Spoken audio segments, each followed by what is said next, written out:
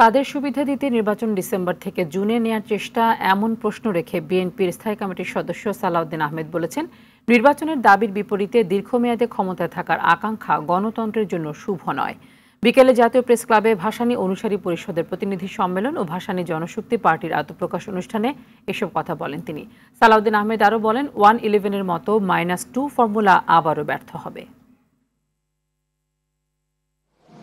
যখনই আমরা ডিসেম্বরের মধ্যে মাননীয় প্রধান উপদেষ্টা প্রতিশ্রুত নির্বাচনী রুটম্যাপের জন্য দাবি করি, তখনই বিভিন্ন সময় বিভিন্ন উপদেষ্টা পর্যন্ত বক্তৃতা দিতে শোনা যায় জনগণ নাকি তাদেরকে 5 বছরের জন্য চায়।